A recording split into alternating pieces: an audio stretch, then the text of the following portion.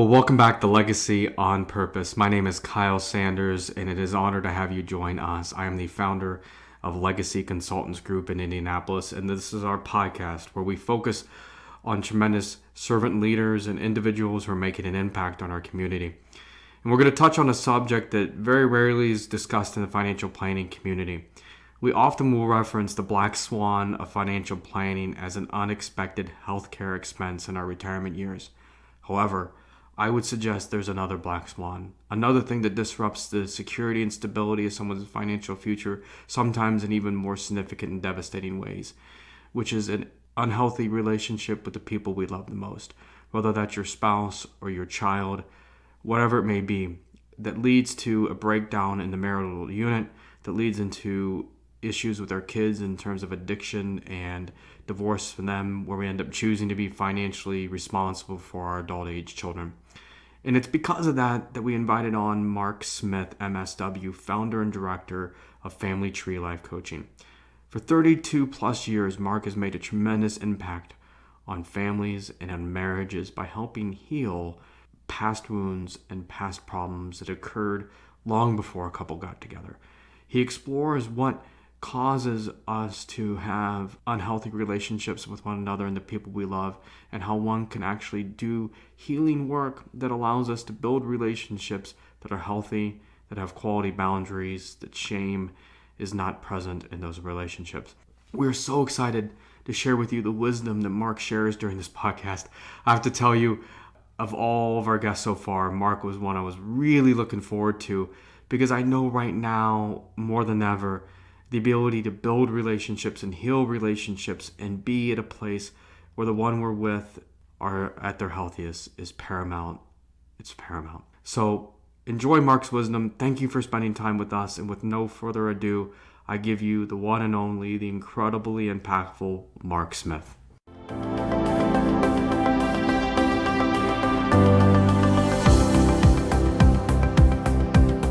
Well, welcome, Mark Smith. We really appreciate you setting your time aside. I know it's valuable. I know that you are in high demand now more than ever with this pandemic going on, with mental health and mental wellness at a height of awareness in our society. I know that your time is demanded upon. So first, let me just say thank you for setting some time aside to be a tremendous resource to our listeners. And I know you've been such an asset to our community here in Indianapolis for over decades now, in terms of helping families and couples build healthier relationships and repair damage. And so I'm certainly looking forward to showcasing your wisdom in this podcast today, so others can hear and get some ideas and some wisdom. Now that we're spending more time with our loved ones than ever before, with our family, more time than ever before, this is an opportunity, if we want to take it, to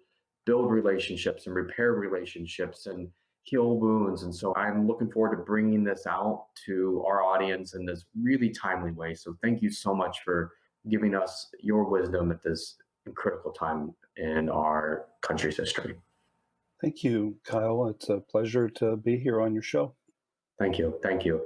So one of the things that you're well known for is relationships, relationship building, dealing with vulnerability, dealing with shame. When we were chatting earlier, I sort of called you the local Brene Brown and those aspects from that perspective. But when we look at family values and we look at some of the cornerstones that help develop intimate relationships, if somebody wanted to right now focus on the relationships with their family and focus on those values, after all these years, what would you say some of the lead values that result in the most intimate relationships we can build with the people we love and care about?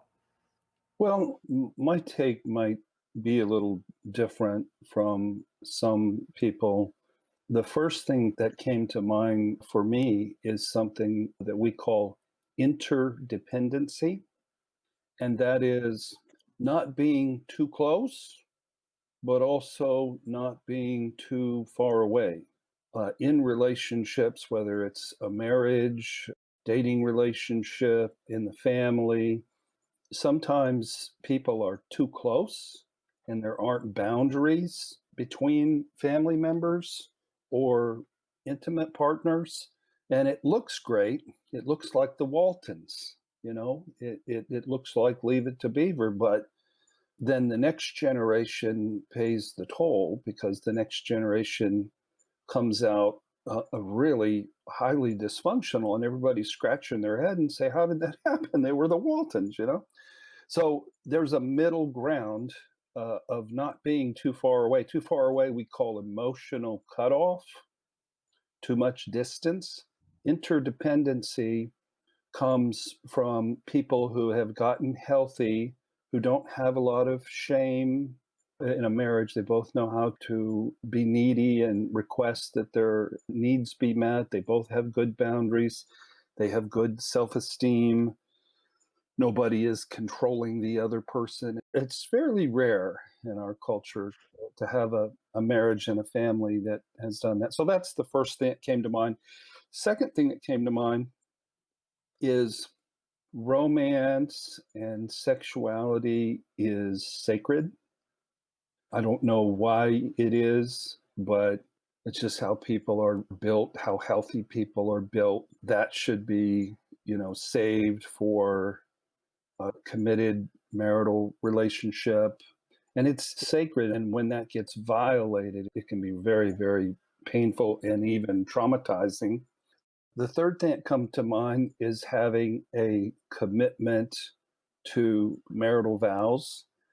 And then the fourth thing that comes to mind is having a commitment to taking the pain in the relationship and using it as a motivation to do work on oneself. So rather than blaming it on the other person and jumping into a divorce, and then you find somebody else and you get in pain and then you jump out of that relationship. So to use the pain for your own personal growth. That's all really incredible. And I think that last one really resonates for me when we think about the quality of our relationships are often a reflection of the quality of relationship we have with ourselves. And when we look to improve our relationship, whether that's with our spouse, with our children, with our business partners, with our clients, fill in the blank in terms of who's on the other end and what title we give that relationship. So often we're projecting our own insecurities and our own challenges in those relationships. And as a result, we're going to just rinse, repeat of those same damages, is what I hear you saying, is that if the relationship you have with this loved one is not in line with the vision that you had set forth for that relationship, the step one is to ask, what am I doing to contribute to these problems that are occurring during this relationship? That's incredible. I think most of us are challenged to accept our responsibility in a relationship. It's, I can't believe this person did this to me, versus what did I do to contribute to the outcome of the scenario? Right. That's incredible. That's incredible. I know right now, trust is such a key word. It gets thrown out a lot. Can we trust this person? Can we trust that person? But trust building in relationships is incredibly important in all relationships, as well as demonstrating trust and building that. When you think about that family unit, take myself, for example, I've got 3 kids. I've got a 7, a 5, and a 1-year-old. And then my just incredible wife, who I'm not really sure how that happened, but I'm certainly grateful for that truth in my life. 7, 5, and 1. And one of the things we work on is that I remember last evening, the kids wanted to show me something in the treehouse, and Lauren asked for my help bathing the baby. And I said, can you give me 5 minutes? I promised the kids I go look at what's the treehouse. And, and they know that when I say I promise, that unless something really gets in my way, I'm going to honor that. I'm going to honor that promise. It's part of that learning and teaching and demonstrating. In your opinion, what are some exercises that families, maybe with older children, maybe with kids my age, maybe they don't live together, but what are some exercises or things that families can be doing to demonstrate and build trust now and long into the future? What are some of those key pieces? So I want to take the question in a little bit different direction. The centerpiece, the foundation of a family is a marriage. And mainly what I do is marriage counseling. So I'm going to come at it from that angle. So many times people contact me and I say, well, what's the issue? And they say, well, communication. And that's sort of something that we hear that, okay, what does that mean? The exercise that I work with couples, these are couples that are particularly reactive and they don't trust the other person to hear them. And they're projecting onto their partner all kinds of negative attributes that really have to do with wounds from their childhood. So there's this wonderful book called Getting the Love You Want by a guy named Harville Hendricks with an X. And he has an exercise called Imago Dialogue. Imago is basically your type, the type of person that you're attracted to, which is really based in how you were raised, what unresolved issues you have. So the exercise it sounds corny, but it's really hard and it's really helpful. And it's simply a husband and wife, two partners, one person has the floor, the other person cannot interrupt. And after 4 or 5 sentences, they have to mirror back to their partner exactly, almost word for word, what was said. And see, reactive couples, when the person's talking, they're rolling their eyes and you can see them preparing their rebuttal. And sometimes they'll try to interrupt and rebut right when the person hasn't even got done talking yet. So Imago dialogue, it's mirroring back what the other person is saying so that you really genuinely hear them. And even if you 100% disagree with what the accuracy of what they're saying, it doesn't matter.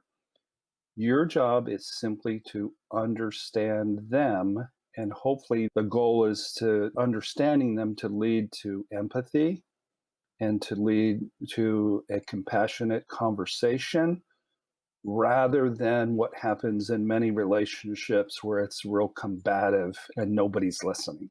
So that's the exercise of Imago dialogue. Would you see that applicable with teenagers? Say I've got a 14, 15, 16-year-old living in my home and, obviously mom and dad know best, right? The teenager thinks mom and dad don't know anything. If we use that macro stereotype, if you'll permit me, would that exercise serve parents in that scenario or a couple in that scenario serving a teenager when being heard? The key piece that I took away from that exercise was enhancing the likelihood of somebody you love feeling heard. Would you feel that, say, applicable exercise that could be utilized in any relationship we want to heal and grow and improve? Any relationship that's sort of fraught with intensity and conflict, you could use that exercise or the spirit of the exercise. Stephen Covey said, if you want to be understood, then seek first to understand. So parents who let the kid go first and really listen and they don't interrupt and they let the kid talk until they're done, then you're going to have a kid that's a lot more open to then listening to mom and dad. But if you're shutting a kid down and seeking first to be understood, then you're going to have a kid who's going to be angry and acting out. So yeah, that can absolutely work it can work in business. It can work in contract negotiations and sports. It can work anywhere. That's incredible. Thank you for that, Mark. I don't think anyone wants an unhealthy relationship with their family, with their children, with their spouse. I think we all want to find those ways. You've got the Five Love Languages, incredible book, and Men Are From Mars and Women From Venus. All these books about, relationship issues, especially in the marital relationship. So one of the things that we see in the line of work that we do is that grandparents sometimes don't understand grandchildren, and mom and dad, the parents don't understand the kids, and there's all these just, these compounding effects of some of this, dysfunction or communication issues or whatever we want to describe those as. They kind of build. I think of the bald eagle and the DDT and the fact that, this little insecticide that was used to kill mosquitoes suddenly is it built up in the systems and up the ecosystem. Suddenly we have bald eagles that are going extinct in this country. And then I think there's some truth that works in reverse down the ecosystem and the family. That we can start with this little dysfunction in grandparents, and then as that keeps trickling down generationally to generationally, and at some point, some vulnerable conversations have to unfold, which I know is an area that you spend time coaching and teaching and discussing. If a parent or a grandparent or a grandchild wants to initiate that vulnerable conversation within the family union, how should they engage that? And how should they begin that? And what's in a way that they can avoid, as you described, these reactive conversations that so often occur? How can somebody begin to address or begin to engage in these vulnerable conversations without necessarily going back into this reactive and sometimes, really troubling patterns? I think the best conversations sort of happen spontaneously. You don't plan on getting deep with your kid. You're just present with yourself and attentive and attuned to the kid. I think that with parents and grandparents, especially with little kids, they sort of put off a glow of parental nurturing and grandparently love and tenderness and nurturing, and just being present and involved is so important. And it's simply paying attention to maybe the child, maybe their eyes moisten up, or maybe their neck turns red, maybe their ears turn red, maybe their voice quivers, maybe their lip quivers. If you pay attention and you're attuned, then you can say, "Hey, Johnny, what's going on? What are you feeling?" And that's the precious moment. But if you miss it, then you miss the opportunity, because 2 minutes later, Johnny's going to shut down. So just being really attuned to the facial expression and body language. Many times, in this COVID, I'm doing therapy via teleconferencing. And if I just had audio and I couldn't see that tear quietly rolling down a cheek, I wouldn't know what was going on. But as soon as I see that tear, then I junk the plan of where I was going to go in the conversation, and I start pulling on strings to find out where that emotion is coming from. And then we go to really, really deep and life-changing places. I had a guy last night, and we were going to talk about some really intimate, painful, abusive family background stuff. And he came on and he was joking up a storm. And I said, "What's going on in the room here?" And neither of the people could name it. And I said, "Well, there's a lot of humor going on." "Why is that?" "Well, I'm nervous." "Okay, well, let's put the humor away." And by the end of the session, he looked like a really sad, tender, sweet little boy who had really put his heart and soul out there. Now, I just want to throw in here that the intimate, vulnerable conversations, for the most part, go one way from the kid to the parent. Sometimes in too close of families, information gets shared from a parent to a kid that is inappropriate, and we call it triangulation, where it's our job to be there for our kids. It's not our kids' job to be there for us. Not that we can't share and be authentic and be vulnerable, but we're doing it more from a coaching role than to get our own needs met. The takeaways I got from there is when we talk about the vulnerable conversation, those should be up generations, not down generations. That child to parent or grandchild to grandparent should always be the direction and the initiator, and that it's the responsibility of that older generation to be in tuned with, especially for younger kids, but in tune with the unspoken emotions and feelings that that little person may not know how to share. They don't know how to necessarily put the words to what they want to say. And so being tuned into those unspoken words, because those windows of sharing close quickly for somebody. They really do. That's incredible. So the key piece of a vulnerable conversation, I would suspect, is making sure that you have the time to actually be present for it to unfold. That if you're going to initiate or encourage or open that door, don't have dinner in the oven that's got 5 minutes to go. Don't be doing it on the way to, once these things happen, to a sporting event, but truly set aside an intimate time to have that vulnerable conversation so that way you can open the door appropriately and be truly present with the person you love. I don't know if you're a sports fan, Kyle, or if you watched the documentary, The Last Dance, about Michael Jordan and the Bulls back in the 90s. At one point, one of the announcers said that the really special and game-changing part of Michael Jordan was he was always completely present in the moment, that he was almost mystical in his ability to not be focused on the past, to not be worried about the future, but he's fully present in the moment. I'm not holding Michael Jordan up as the most healthy person in America, but he did have that ability to be present, which is what made him be able to, if you will, communicate on the basketball court. And that's what's important in any kind of relationship, is being fully present in the moment. The quality of our time, not the quantity necessarily. I often joke with my wife a lot where we're somewhat Amish. We're not a big technology family. Our kids don't have iPads and iPhones and all that jazz. It's none of that stuff. But the perception of society have that stuff.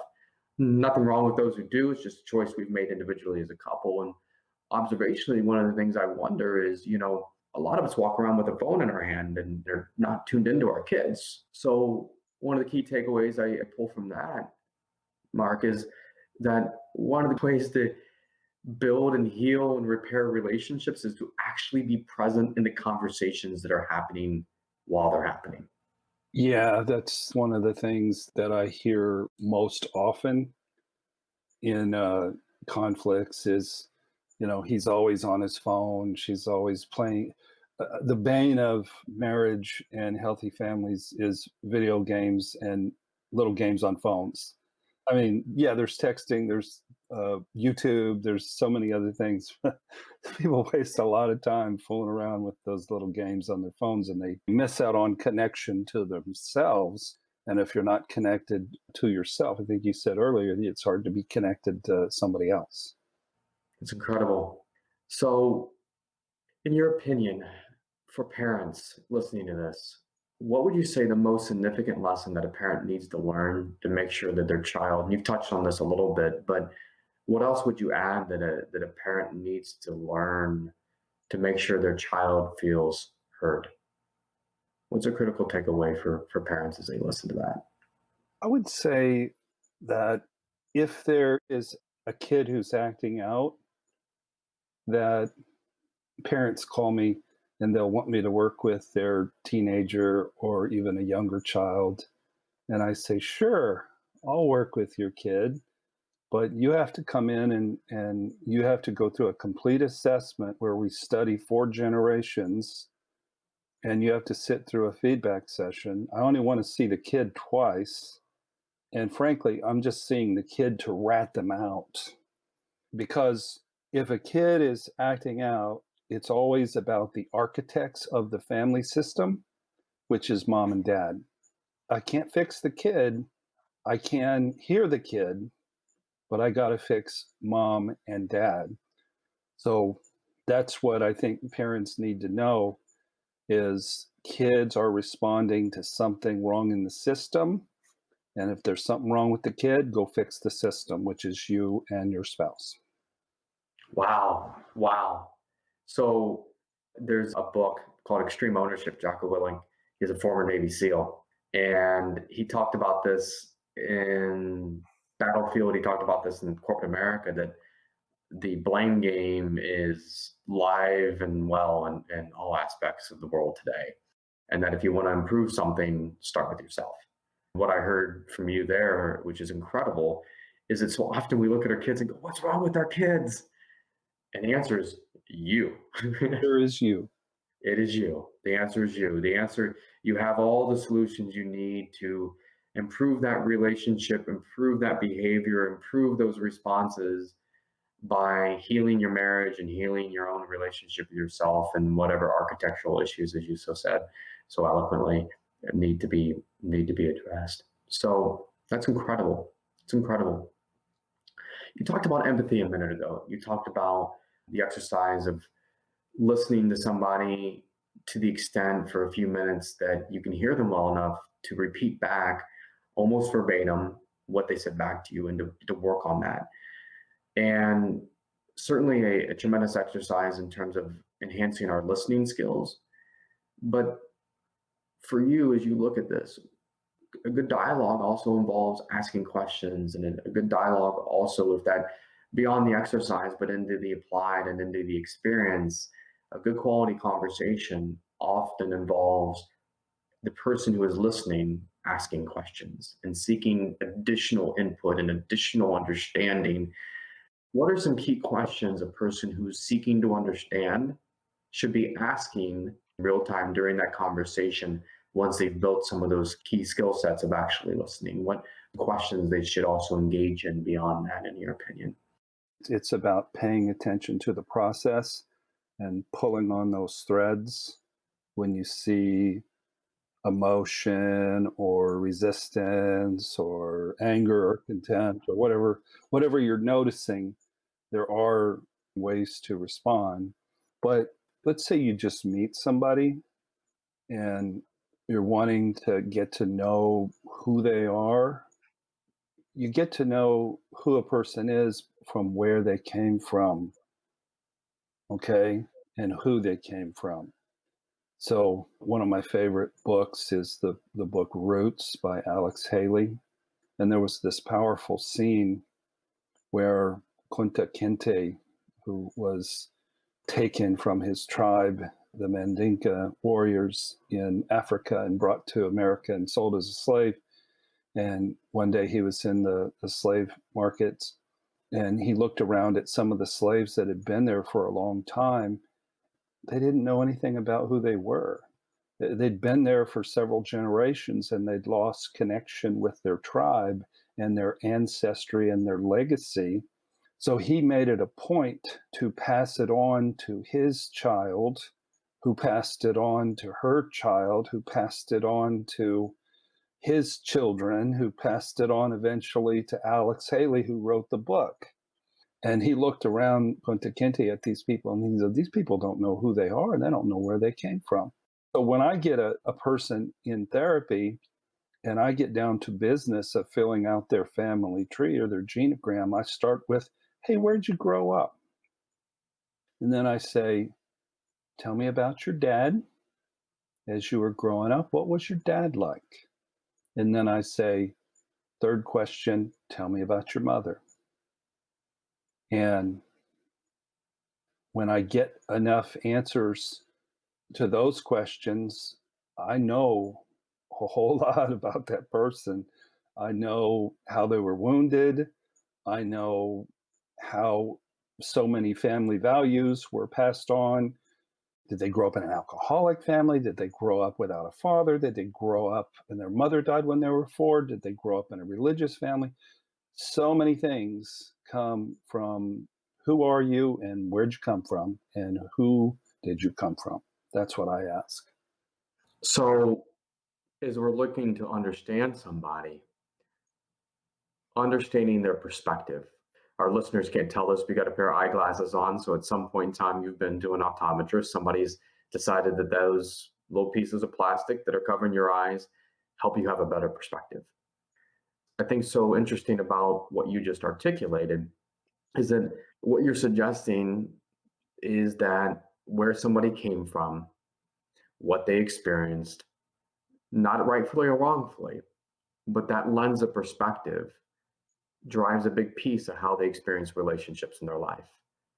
That trauma or abandonment issues or fill in the blank that may have unfolded, and some of those things can be positive. Maybe they grow up in a very religious household that had really strict boundaries, and so that has an impact, and nobody meant to do anything negative there. It was just the way that unfolded. Their perspective, their lens, how they see the world, is that if you want to understand someone's perspective, maybe it's less about pointed questions, but more about understanding their journey, understanding what brought them where they are today. So get a deeper understanding of who the person is in front of you, and not make a presumption that their lens of perspective is the same one as your own. So you touched on this a little bit before, but when we look at these relationships that we're focusing on, this parent relationship, this parent-child relationship, you kind of mentioned that in your opinion, the parent, the grandparent should be the initiator of some of these conversations.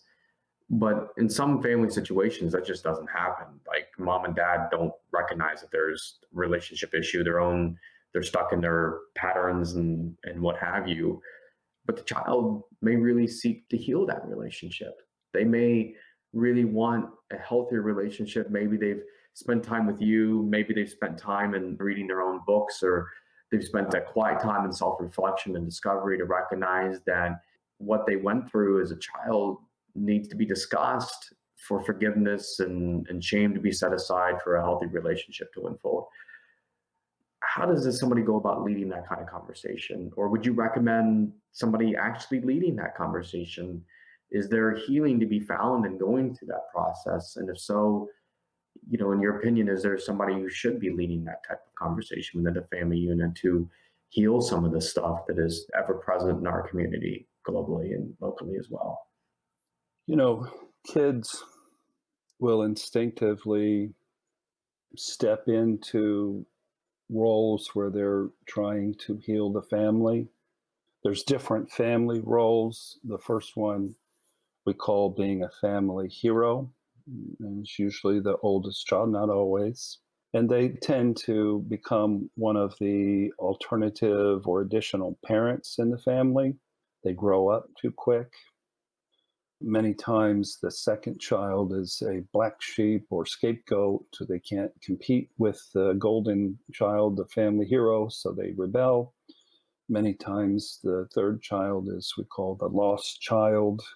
They just sort of get lost in the shuffle. They tend to be more introverted.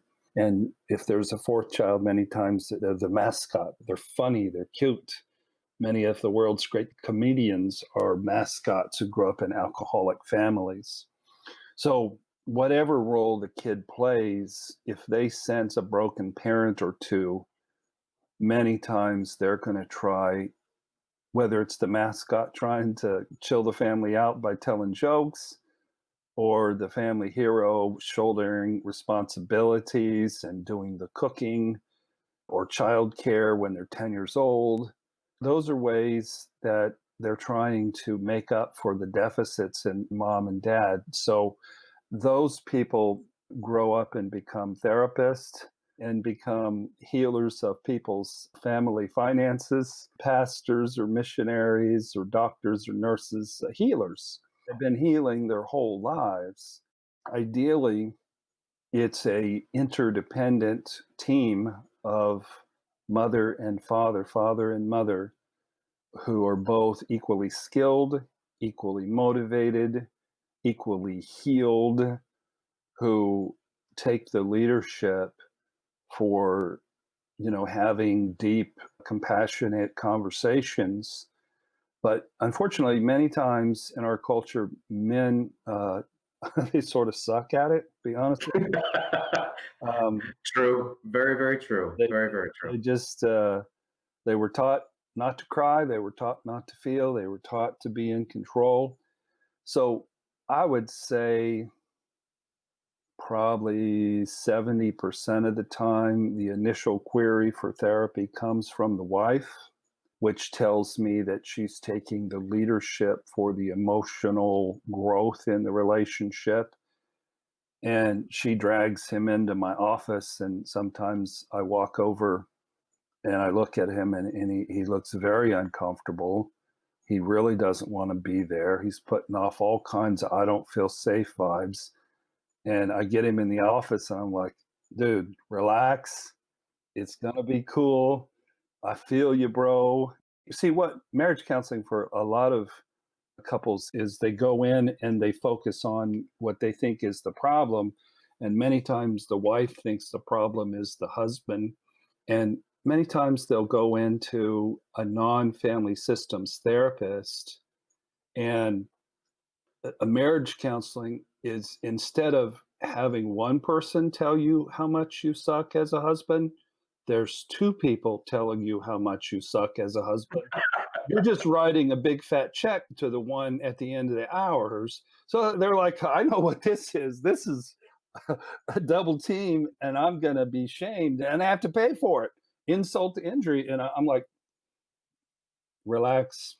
She got you here, but we're going to get to the truth of what's going on, and you're both going to be held equally responsible, and you're both going to be challenged to do work on yourself, and nobody's going to be shamed. That's incredible. I had a dear friend of mine get married just a short while ago, and I don't know why they asked me for advice on marriage. I certainly have no licensing to suggest that I should be one giving advice, but I drew a Venn diagram, and I said to this individual, this is you right now. And these are all the things that about you make you you. Your passions, your faith, your fitness, your profession, all these things that make you you. And this is your soon to be husband. And here in a few weeks, here in a few months, I then drew those two circles overlapping. And I said, I think the most important thing to remember when you get married is that you are still an individual, and that your marriage is this thing that exists because you choose for it to exist. That it is not your identity as an individual, but it is something that you, as two individuals, have created for the benefit of yourselves individually. Your interdependent description, sort of what I was describing here. And I think one of the things that I've really taken away from this conversation, Mark, is that regardless of the relationship, one is don't lose your identity in it. And secondly, that if you want to improve that intersection of two individuals, that the fastest way to do that is to go back and understand your story. There's another book called Can't Hurt Me. We're going to have a whole list of books. We have to link them up from this. But Can't Hurt Me was written by a gentleman by the name of David Goggins. And David Goggins was abused in some of the most horrific ways as a child. He experienced and witnessed trauma once his mother escaped the abusive alcoholic father. And it didn't end, the traumas continued.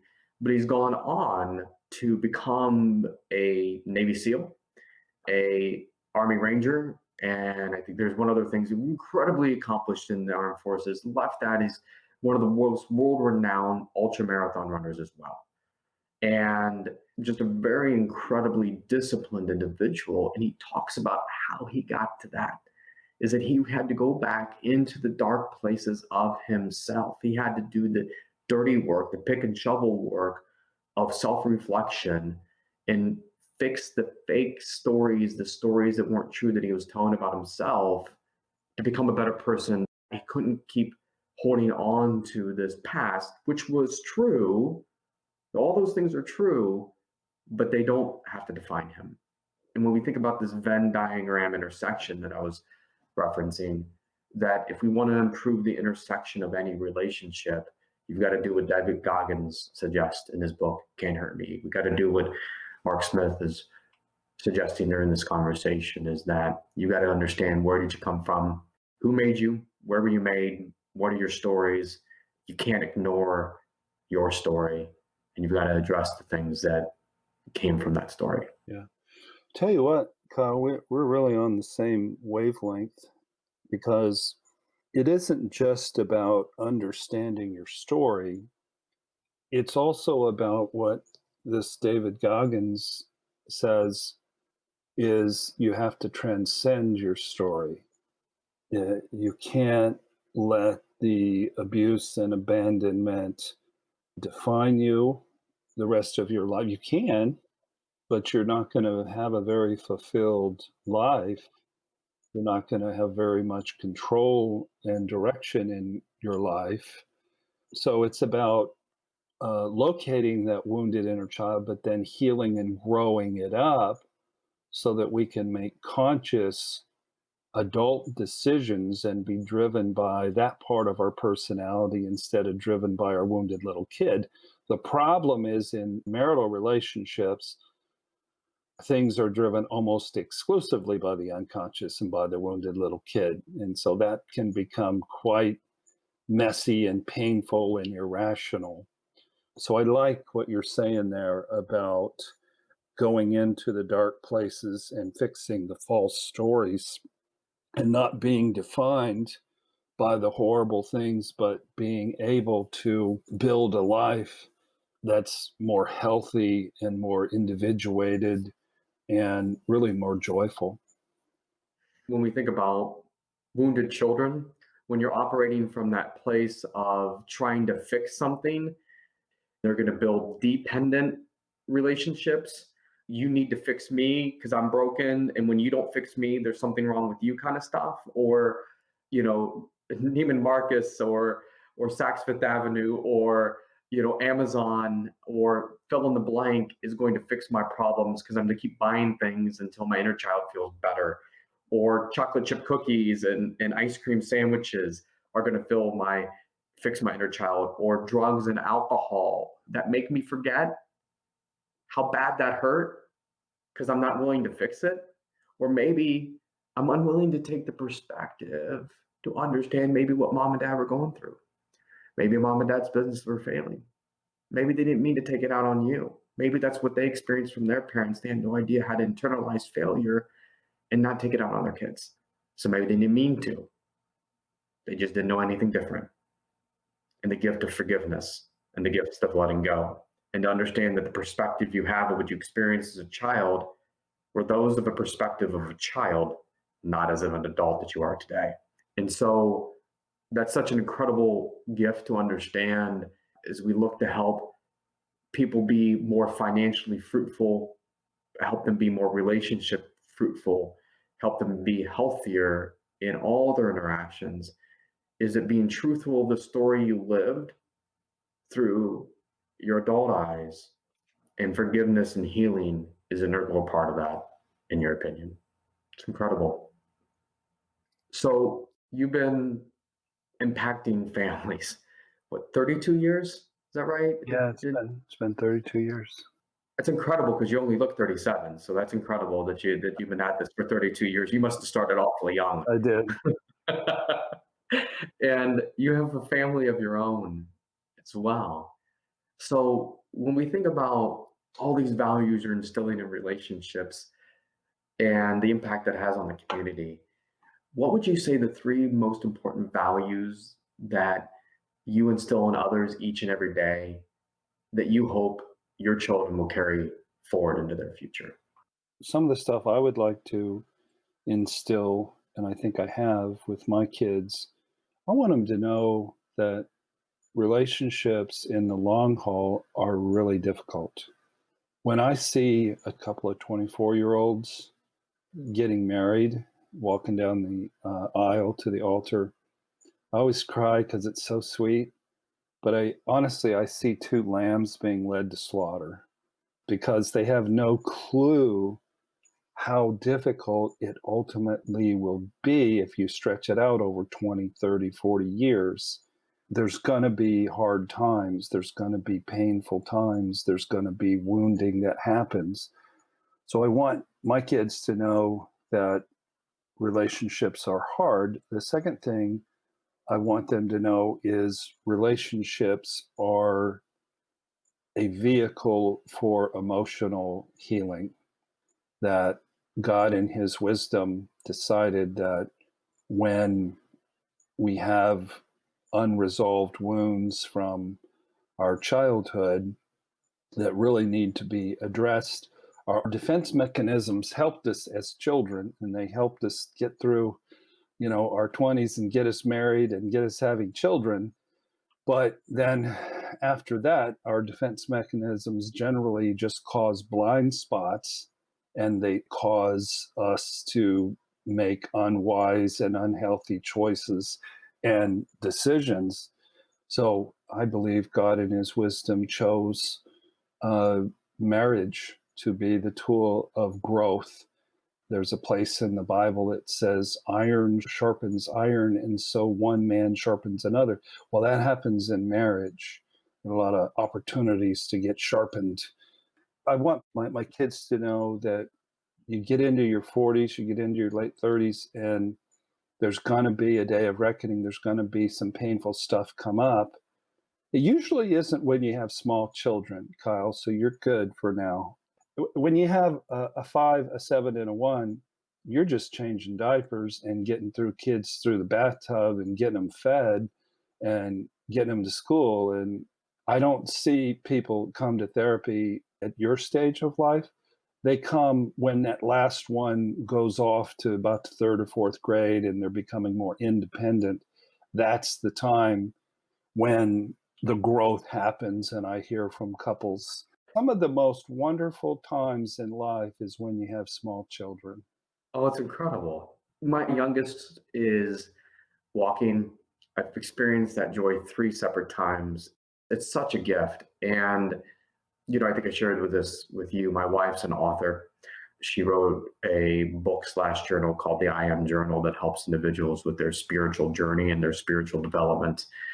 So we're very blessed in the fact that I agree with you that iron sharpens iron, is that we decided as we walked into parenthood that we as individuals needed to grow and become better people. I needed to become a better husband. We just celebrated our 14-year anniversary of becoming engaged.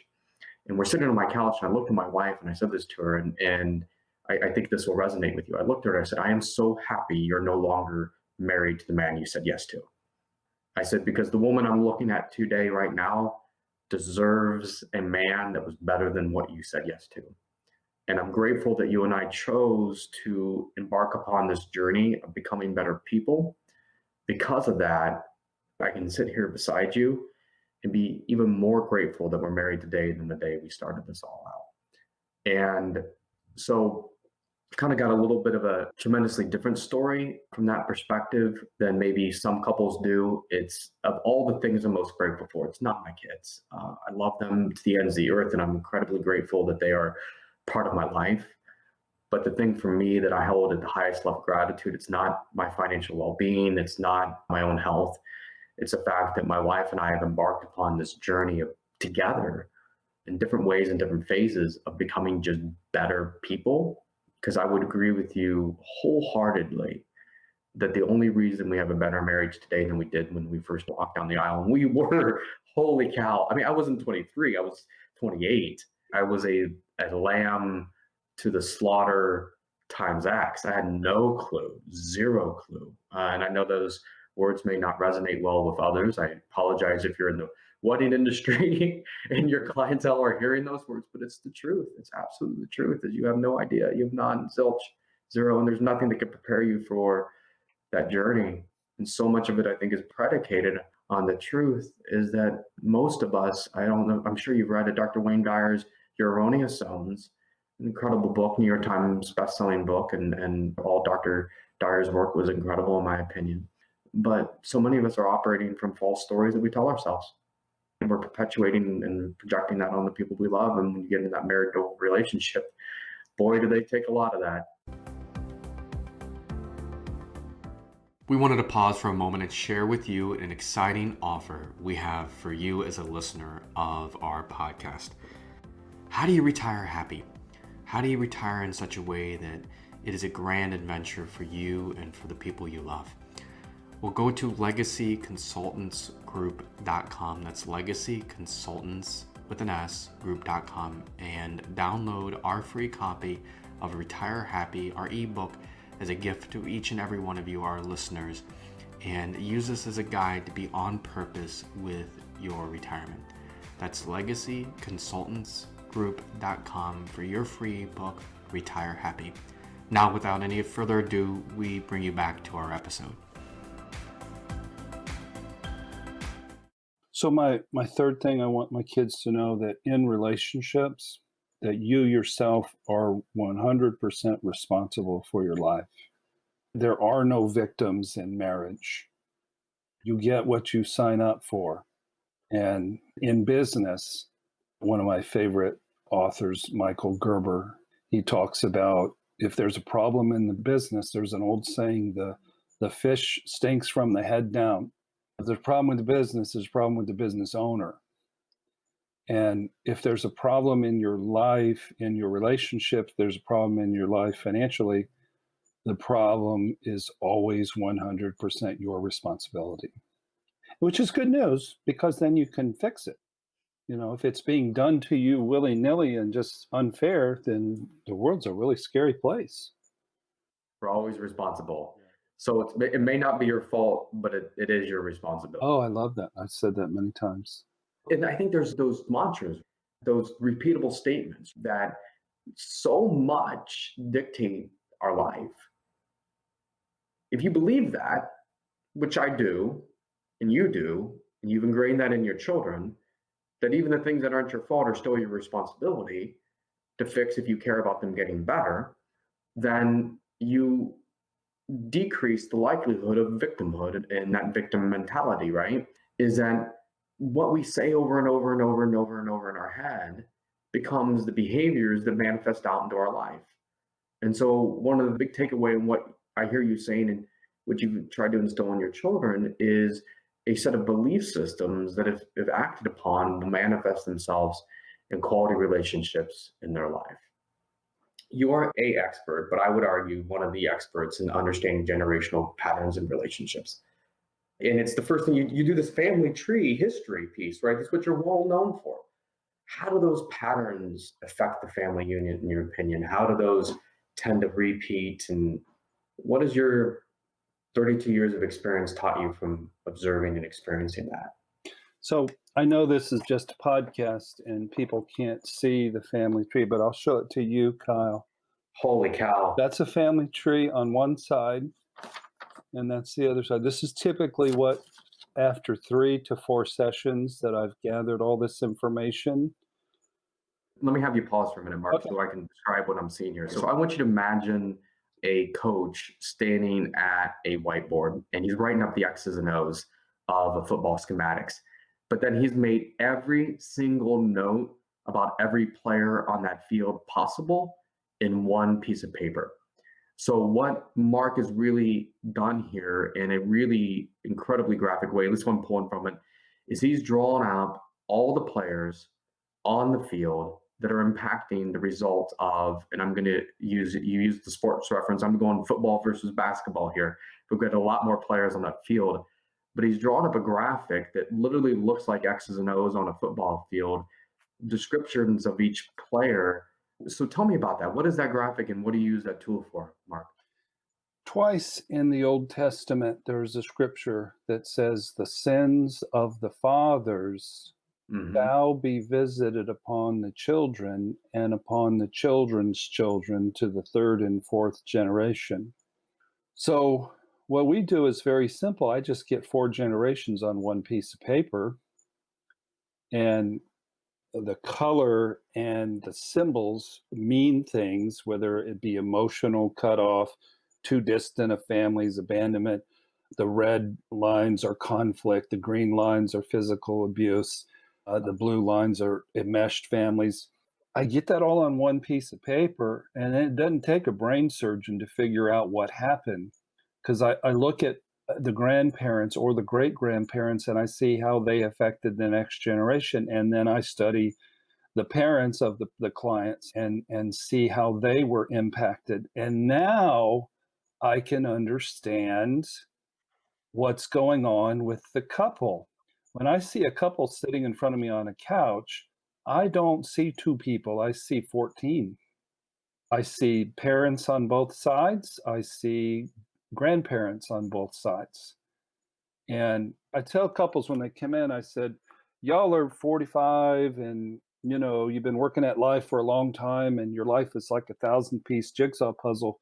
You sort of think you have it figured out, 60, 70%, 50%. I mean, you're coming here, so maybe 40%. What we're doing ain't working. That's why we're coming to therapy. I tell them when I'm done with this family tree, I will have both of your family backgrounds figured out about 85%. I'll put that puzzle together 85% and I'll flip it around and go, boo, look at this. Because so many times something from one generation, a death, people that went through Auschwitz, an abandonment, a suicide is probably the biggest thing that affects generations of families. And it has everything to do with the couple that's in front of me, but they don't have a clue. They're just dealing with the here and now. And so Stephen Covey, he said, if you want to help somebody quickly, change their paradigm, change how they view the world. And so what I try to teach them, one of your favorite words I know is legacy. I try to teach them that their marital issues have everything to do with legacy. That in order to understand yourself, you need to understand your parents, you need to understand your grandparents, at least. In order for you to understand your children, you need to learn about all three of the previous generations. So it's thrilling, really, to complete that family tree and then talk with a couple and share with them who they are and where they came from. And they resonate with it because they know it's true. And they're just having these eye popping epiphanies, but they're too close to the forest to see the trees. They're tangled up in marital conflict and they don't really know the big picture. So the patterns that happen, whether it be how you handle finances or how you handle communications or how you handle religion or family discipline, it has everything to do with the intergenerational impact that comes from the legacy that you were born into. Is that element of recognizing that we got to know our story. Where did that in your career, where did that born out of? I'll give you three answers. Originally, I believe it came from God. He isn't saying he's going to curse your grandchild because of something you did. He's saying issues run downhill. So number one, it's a God thing. Number two, I read an article when I was in graduate school at Michigan State back in about 1986. And it was an article called Intimate Partners, and it was written by Maggie Scarf. And it was about this concept of you always marry the right person, and your picker of mate is based on the wounds of your childhood. And in order to understand yourself, you need to understand your family history. But her article was based on the work of a man named Murray Bowen, who started a school of thought called Family Systems. And he came up with the genogram or the family tree and some concepts like enmeshment and interdependency and emotional cutoff are his concepts. So he was the first one to use studying intergenerational patterns as a tool for assessment and treatment and therapy. Would you say there's one pattern to you when you look at is the hardest one to break? When you looked at to say, if this is part of your story, and maybe there's a couple, but as you've done this over the years and you've seen these unbelievable graphs get filled in by people with many, many different last names. What's fun about my work is every story is different. And it's very rare that somebody comes in and I don't hear something brand new in their story. So there's a million and millions and millions of derivatives of the complexity of people's story. But probably the hardest one to heal is abandonment. Like if dad ran off with his secretary when you were 4 and you never heard from him again, or mother died in a car wreck when you were 2, that's a deep wound, and it's an early wound, and it's something where what you'll do to heal it, unconsciously you don't know you're doing it. Let's say a woman's mother died when she was 2. She has a deep abandonment wound. She's going to grow up, and the only kind of man she'll be interested in is a man who will abandon her in some way, shape, or form. Not necessarily leave town, not necessarily have an affair, usually have an affair, but it could be abandon her financially and not be a provider, abandon her emotionally. So she gets divorced, and then she said, well, I'm going to get rid of him.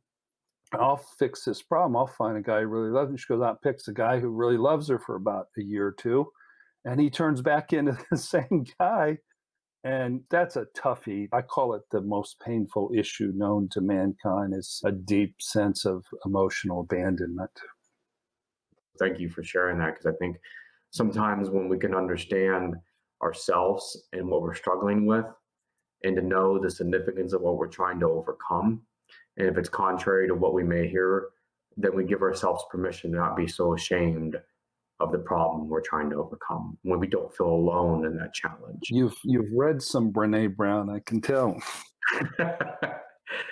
Let's just say when I said I wanted to become a better human being, I looked at people who, in my eyes, were pretty darn good human beings. And you can accelerate your life tremendously by absorbing, I can get 20 years of wisdom downloaded by surrounding yourselves with the right books and the right people. So Yeah. my grandmother, my mother's mother, went back and got 3 master's degrees after the age of 60. She was an amazing human being. She went through a tragedy in her life. Her husband was murdered. Oh, no.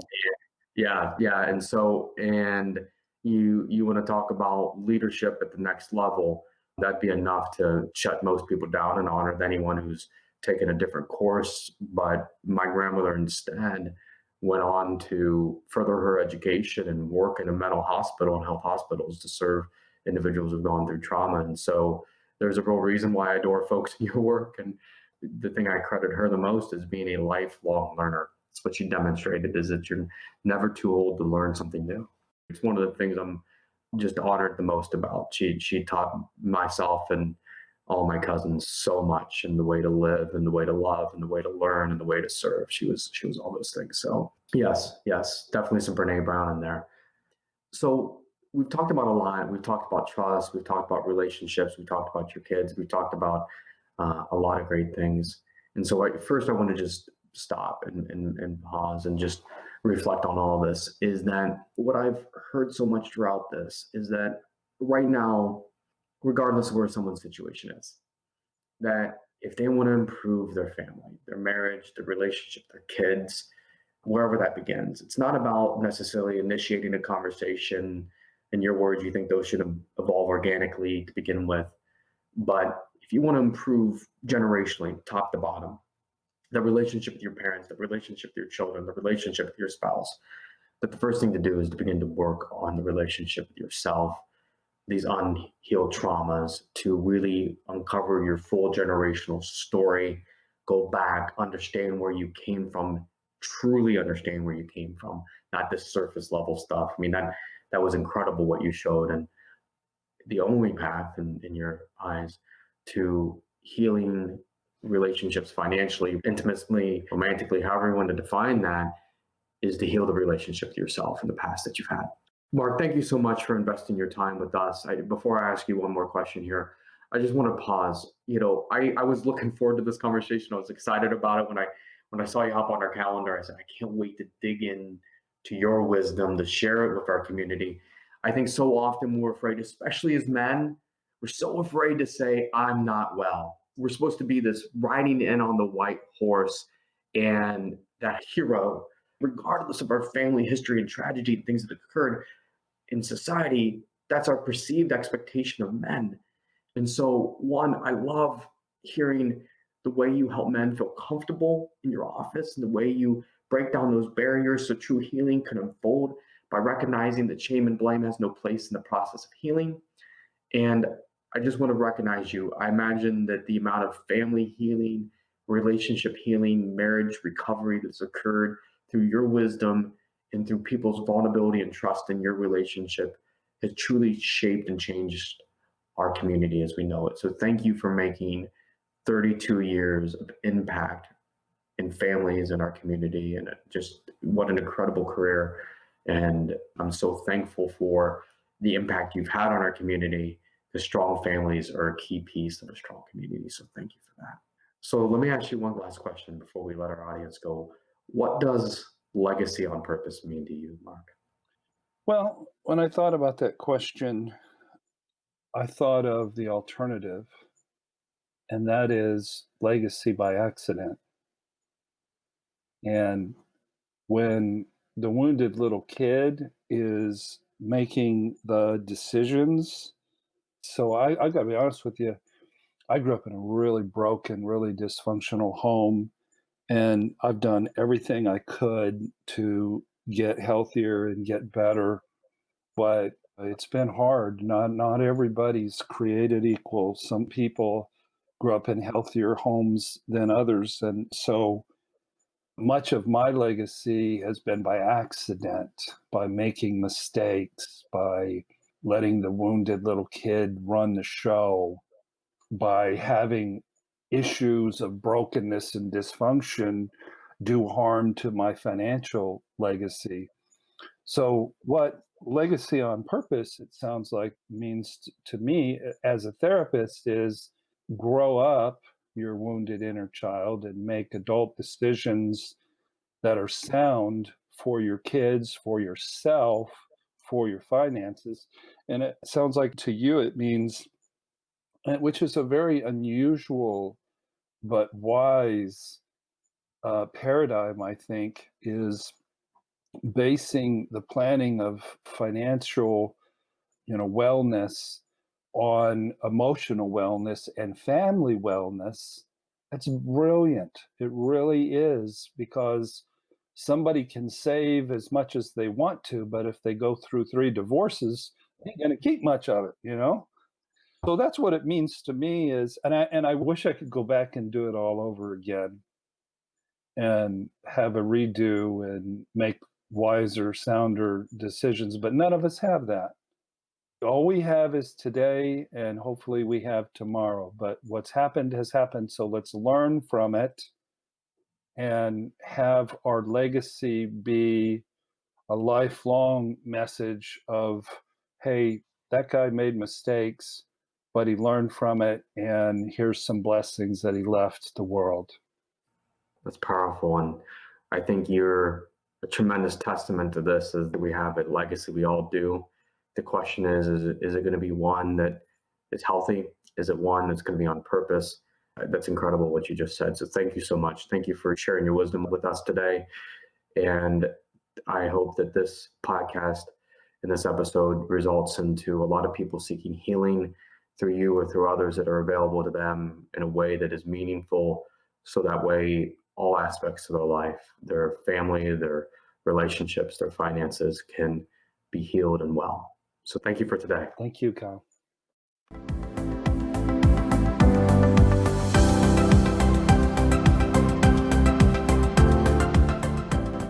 Well, thank you so much for listening to the end of our episode today. And I want to take a moment and remind you that securities and investment advisory services offered through Royal Alliance Associates, Inc., RAA, member FINRA, SIPC. RAA is separately owned, and other entities and or marketing names, products, or services referenced here are independent of RAA. Mark Smith is not affiliated with RAA. The information presented by Mark is solely his responsibility, and comments made by him may not necessarily reflect the opinions of RAA. You can find Legacy Consultants Group at 8515 Cedar Place Drive, Suite 108, Indianapolis, Indiana, 46240. You can give us a ring at 317-469-9555 or drop us a line at legacyonpurpose@lcgindy.com. That's legacyonpurpose at lcgindy.com. Thank you.